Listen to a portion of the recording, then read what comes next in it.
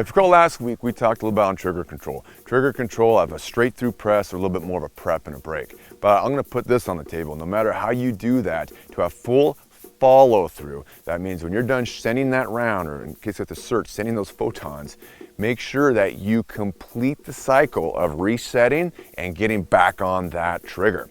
So let me demonstrate on this. What we're really talking about here is you break the shot, all right? Now you get off and you feel that distinctive click. You go further enough forward so you clearly reset. Otherwise you can get stuck in a loop where you're just too short and you're not ever releasing to be able to take a second shot. So really from there, you go forward and then reprep. Get back on the trigger, all right? So the full follow through is you break, reset, and make sure you're boom, reprep. Now to train this with the SIRT training pistol, that's really why one of the reasons I designed it to have that take up indicator, so we take up the slack. So what you can do is turn on that take up indicator. So as you can see on this, you're gonna prep, and that lower laser is on, okay? Now, you're gonna break, all right? So you got the break on. But here's the trick now. You're gonna reset and reprep, all right? If you're really good and really tuned in with your gun, you reset and you're right there, all right? But an abundance of caution, if you're more beginning shooter, make sure you go far enough forward to reset. That is, you go far enough forward to reset and reprep and get right back on that trigger. So play with that, my friends. And here's what you may find on that. You're gonna find your trigger speed gets a lot faster, because one of the objectives of trigger control, besides not moving the muzzle, is get rapid shots off. All right, let's not be content with 40 hundredths of a second splits. Let's get them down to 2,500, 20. No reason with a stock Glock you can't get down to 15, 1600 splits, all right, just by training these techniques. But let's take this on the range and make sure that we're validating with live fire. All right, now that we're on the range, of course I want to validate this. Now the trick with validating this with live fire is that you have that action of recoil. So you break, you reset, and you re-prep. Now generally that recoil is so fast, it's like 300ths of a second. So after that cycling is done is really when you reset and you re-prep, all right? So let's go ahead and do a few reps at this. Let's see how it looks. Now I'm gonna go right live fire. Now I prep. Now you can watch how I break and then reset. Now you kind of notice how I'm already right on that re-prep. So I'm gonna do it slow just to demonstrate. If I break, it's gonna reset and then re-prep right there.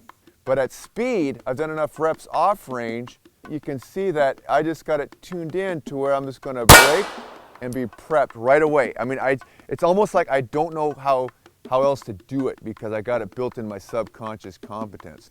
Now you may ask, well, is it dangerous to re-prep like that? Shouldn't you break the shot and just get your finger off the trigger completely? Well, I think about that. I mean, for most shooting, practical shooting, whether it's defensive or even some competition side, we want to have the ability to put multiple shots on target fast. Split time is important to get more rounds down range accurately. So with a good grip dialed in, when I break that shot, grip brings that muzzle back down within that area I'm willing to destroy. So I wouldn't get caught up in the fact, what if my trip finger's already prepped and I hit 2 rounds? Well, if you're shooting 2 rounds, I mean, you're really queued up to go multiple rounds anyways. All right, that's really what we want to do. Okay, now when we're on the range, we can still diagnose with our SIRT. It's a great time to take a little break. If the range is cold, I take my eyes and ears off, okay? And I'm gonna do this diagnostic right here. So I'm gonna aim at the upper A zone, that upper headshot area. I'm gonna prep, and then I'm going to break, and then I'm gonna reset and re-prep, all in one motion, all right? So I'm not finished shooting until I break, reset, and re-prep. And you can tell because that lower red laser comes on, all right? So you really ultimately want to get some speed at this, so you really don't know how else to do it. You just drilled it into your subconscious conscious so much that you prep, break, and that red laser almost practically stays on as you rip off these shots. But now let's take it off the range and get more reps in so we can really keep working this in these small little trainings throughout your day. Now, of course, in your home, you definitely want to train a lot this re-prep, all right?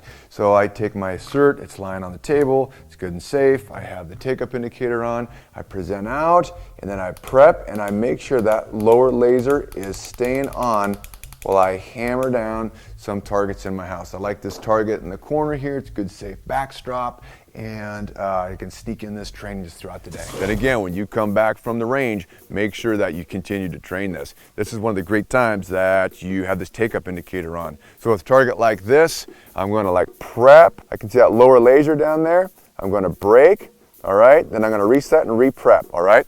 Now this tiki torch is a very small target for the set we have right now. Oftentimes you're gonna have something a lot larger, a wall right there, because you're not using that lower red laser as a sighting aid. You're just using it to make sure that, boom, you're on that trigger. And as you train your family members, friends, or what have you, boy, this is a great tool so you can be that trainer and make sure they're on their glide path for mastery of a pistol.